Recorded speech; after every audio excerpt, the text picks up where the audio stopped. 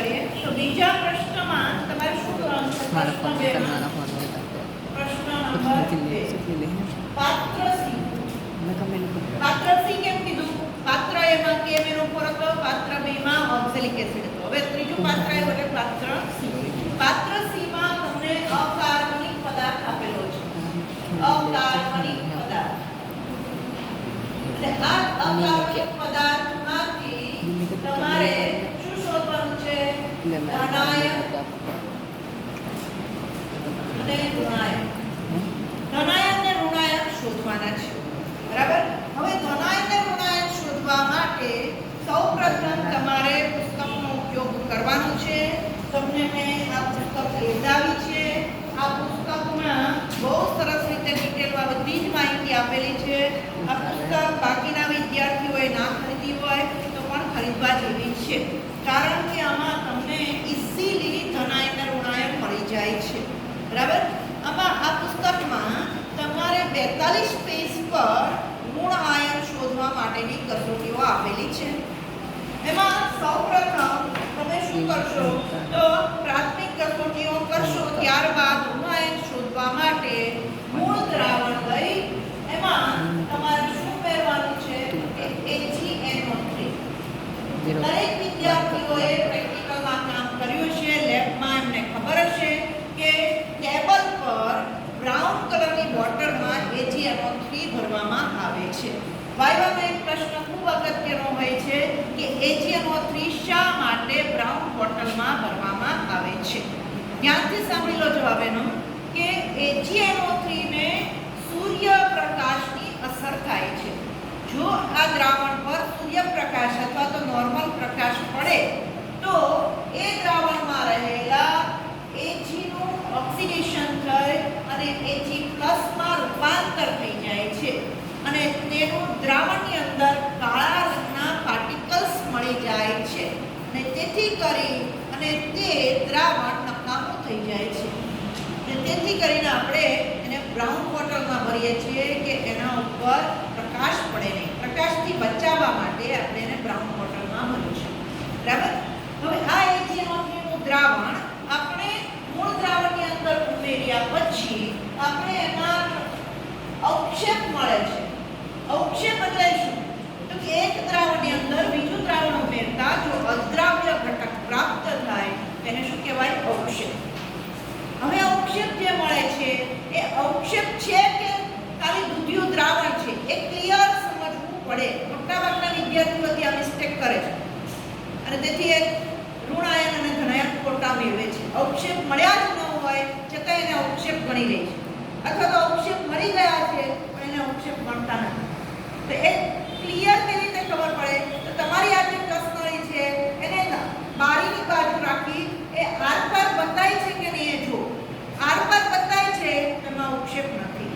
Transparent દ્રાવણ છે તો અવક્ષેપ નથી. જ્યારે એક દ્રાવણની અંદર બીજું દ્રાવણ ઉમેરતા અદ્રાવ્ય ઘટક મળે. અદ્રાવ્ય ઘટક એટલે દ્રાવ્ય નથી, અને દ્રાવ્ય નથી તે દ્રાવણ જે છે એની આરપાર આપણે જોઈ શકીએ નહીં અને તો આપણે અવક્ષેપ મળ્યા કહેવાય. એટલે ટ્રાન્સપરન્સ છે અંદર તો અવક્ષેપ નથી. બરાબર. અને અવક્ષેપ મળ્યા પછી પણ એ સફેદ રંગના અવક્ષેપ છે કે પછી સફેદ રંગના અવક્ષેપ નથી, એમાં પણ વિદ્યાર્થીઓ મિસ્ટેક કરે છે. કારણ કે આપણે બે બાબત છે. જો સફેદ અવક્ષેપ મળે, સફેદ અવક્ષેપ, તો આપણા બે આયન હોઈ શકે, કાં તો Cl- હોઈ શકે અથવા CO3 હોઈ શકે. અને અવક્ષેપ મળતા નથી,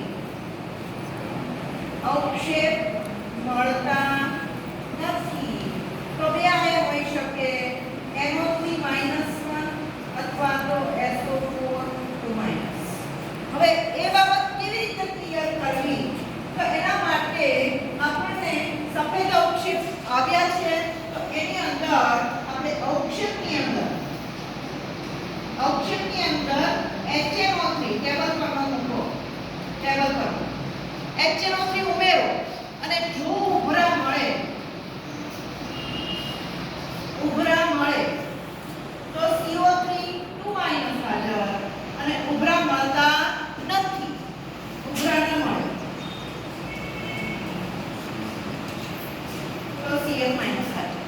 એટલે ક્લિયર કટ ખબર પડી જાય. ઉભરા તો તમને ખબર છે કે કસનળીની અંદર ડ્રોપલેટ્સ ઉપર તરફ જતા હોય અને ઉભરા આપણે ગણીએ છીએ. બરાબર? જો આવા ઉભરા મળે છે તો તમારો CO3 હાજર છે, ઉભરા નથી મળતા તો Cl હાજર છે. બરાબર? અને અવક્ષેપ નથી મળ્યા તો મૂળ દ્રાવણની અંદર આપણે BaCl2 ઉમેરવાનું છે. BaCl2 ઉમેરતા જો સફેદ અવક્ષેપ મળે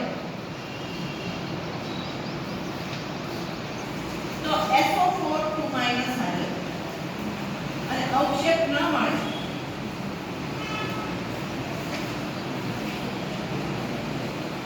તો NO3 - 1 હાજર.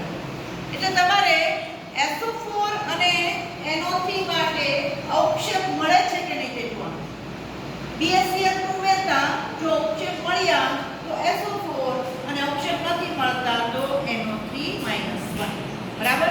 હવે આ NO3 - 1 હોય તો તમે સાઈડ પરથી કોપરના ટુકડા એમાં ઉમેરો અને H2SO4 ઉમેરો.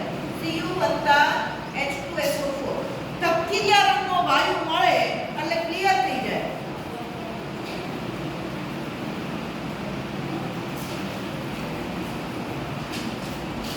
NO3 - 1 તમને આપેલું જ છે. પણ જો તમે Cu ને H2SO4 ઉમેર્યા અને તપકીરિયા રંગનો વાયુ ન મળ્યો તો હજી તમે કંઈક મિસ્ટેક કરી છે, ફરીથી તમારે એ ટેસ્ટ કરવી પડે. બરાબર? આ રીતે તમારે ઋણ આયન શોધવાના છે. 1 by 1 એક પછી એક ટેસ્ટ કરવાની અને તમારા ઋણ આયન શોધવાના. જો તમારા પીળા રંગના દ્રાવણ મળે, પીળા અવક્ષેપ તો તમારી પાસે શક્યતા પીળા અવક્ષેપ તો શક્યતાઓ 3 છે: I-, Br- અથવા PO4 T-. હવે I- અને Br- એ બંને હેલોજન આયનો છે. બરાબર? Cl-Bri 17મા સમૂહના તત્વો. બરાબર? તો આને અલગ કરવા માટે એક જ ટેસ્ટ છે: મૂળ દ્રાવણ વત્તા MnO2 પાવડર વત્તા H2SO4. આ આપણે ટેસ્ટ કરીએ અને જો તમે એના જાંબલી રંગ મળે તો I- અને જો લાલ રંગ મળે તો Br-. એટલે ત્રણમાંથી I અને Br ને એક જ ટેસ્ટ દ્વારા આપણે અલગ કરી શકીશું. બરાબર? કઈ ટેસ્ટ કરવાની? MnO2 પાવડર અને H2SO4 સાઈડ પરથી ઉમેરવાનો અને એમાં જો જાંબલી રંગ મળે તો I- છે અને લાલ રંગ મળે તો Br-. બરાબર? અને આ જે PO4 છે એના માટે એક અલગ ટેસ્ટ કરવાની છે. આ એક ટેસ્ટ કોના માટે છે? આ બે માટે છે કે આપણે લખી. બરાબર? PO4 માટે કઈ ટેસ્ટ કરવાની છે કે મૂળ દ્રાવણ વત્તા એમોનિયમ મોલિબ્ડેનેટ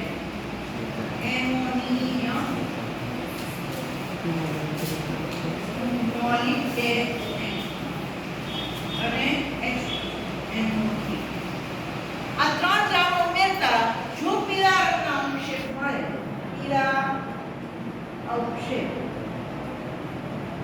તો PO4 3- હાજર. અને જો પીળા અવક્ષેપ નથી મળતા તો PO4 3- ગેરહાજર. બરાબર? એટલે આ રીતે આપણે ઋણ આયનની જુદી જુદી કસોટીઓ કરી અને આપણે ઋણ આયન શોધી કાઢવાનો છે. બરાબર? અને સમૂહ કસોટી દ્વારા આપણે ધન આયન મળશે. હવે આપણા સમૂહ કસોટીમાં ટોટલ કેટલા સમૂહ છે? 6 સમૂહ છે. કેટલા? 6 સમૂહ. શૂન્ય, પ્રથમ, દ્વિતીય, તૃતીય, ચતુર્થ, પંચમ અને છઠ્ઠો સમૂહ. બરાબર? છઠ્ઠા સમૂહમાં એક જ આયન છે Mg2+. શૂન્ય સમૂહમાં એક જ આયન છે NH4+. એટલે જો NH4+ તમને આપેલો છે તો તમારો શૂન્ય સમૂહ હાજર છે. અને એ તમે કોઈ પણ ટેસ્ટ કર્યા વગર પણ ખબર પડશે, કારણ કે પદાર્થને સૂંઘશો તમે તો એમોનિયા જેવી વાસ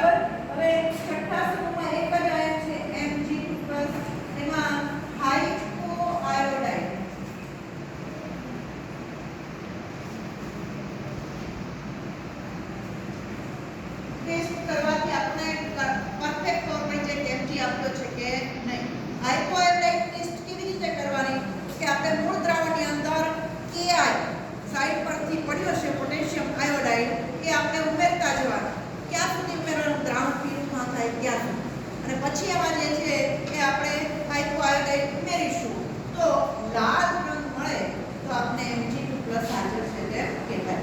બરાબર. અને જો શૂન્ય સમૂહ હોય તો NH4+ આપણને આપેલો હોય, એક જ આયન છે. બરાબર. અને એની વાસ અને નેસ્લરનો પ્રક્રિયા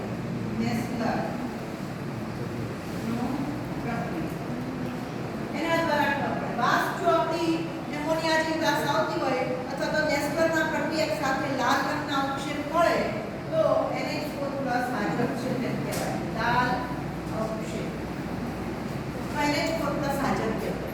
બરાબર. અને ત્યાર પછી આપણે સમૂહ 1 છે તેના માટે Pb2+, સમૂહ 2 છે તેના માટે Pb2+, Cu2+, Sn2+, આવી રીતે જુદા જુદા આયનો જે છે એ ક્રમ વાઇઝ એક એક કસોટી કરીને આપણે મેળવવાના છે. સમૂહ શૂન્ય માટે કોઈ કસોટી કરવાની નથી. પ્રથમ સમૂહ માટે કઈ કસોટી કરવાની છે તો કે મૂળ દ્રાવણ વત્તા H2HCl, મૂળ દ્રાવણ વત્તા HCl. પ્રથમ સમૂહ માટે મૂળ દ્રાવણ વત્તા HCl. જો આપણે આ કરીએ અને એમાં અવક્ષેપ મળે તો Pb2+ હાજર છે તેમ કહેવાય. અને તુરંત પછી આપણે પ્રથમ સમૂહની વર્ગીકરણ દ્વારા આપણે Pb2+ ની નિર્ણાયક કસોટી કરી અને આપણે લખાણ લખવાનું રહે. જો આપણને અહીંયા અવક્ષેપ નથી મળતા તો આપણે મૂળ દ્રાવણ વત્તા મંદ HCl એટલે કે ટેબલ પર HCl લેવાનું અને એમાં H2S ઉમેરીએ તો આપણને જો અવક્ષેપ મળે તો દ્વિતીય સમૂહ હાજર કહેવાય. અને દ્વિતીય સમૂહ હોય તો શક્યતા 3 છે, કાં તો Pb2+ આપ્યું હોય, Cu2+ આપ્યું હોય, Sn2+ આપ્યું હોય. અને એને અલગ પાડવા માટે આપણે દ્રાવણનો રંગ જોવાનો છે. જો દ્રાવણ રંગવિહીન છે તો Pb2+ Sn2+ હોય અને ભૂરા રંગનું દ્રાવણ છે તો Cu2+ હોય. બરાબર. એટલે જો ભૂરા રંગનું દ્રાવણ છે તો તુરંત ખબર પડી ગઈ કે Cu2+ છે એટલે Cu2+ ની નિર્ણાયક કસોટીમાંથી કરી દેવાની રહે. કોઈ પણ 2-3 કસોટી કરો એટલે તમને કન્ફર્મ થઈ જાય કે Cu2+ આપેલું છે એટલે આપણે સીધું લખાણ લખવાનું રહે. બરાબર. એટલે તમારે સમૂહ કસોટીમાં ઉપરથી જોતા જોતા એક એક દ્રાવણ ઉમેરતા જે જગ્યાએ અવક્ષેપ આવે એટલે દ્રાવણ વધારે ઉમેરવાનું નથી અને ત્યાં અટકી જવાનું છે અને એ સમૂહને તમારે હાજર બતાવવાનો છે. અને ત્યાર પછી તેનું વર્ગીકરણ કરી અને તેની નિર્ણાયક કસોટી કરવાની છે. તો આ રીતે આપણે આ પ્રશ્ન નંબર 2 માં જે છે એ ધન આયન શોધી શકીએ. તો આગળ આપણે ઋણાયન શોધ્યો, અહીંયા ધનાયન શોધ્યો. હવે ધનાયન અને ઋણાયન બંને મળી જાય એટલે આપણે લખાણ લખવાનું છે. અને લખાણના કેટલા માર્ક્સ છે એ સમજી લો. જે પ્રાથમિક કસોટી જે છે એના આપણા 4 માર્ક્સ છે. બરાબર. પછી ઋણાયન શોધવો એના 4 માર્ક્સ છે. ઋણાયનની નિર્ણાયક કસોટી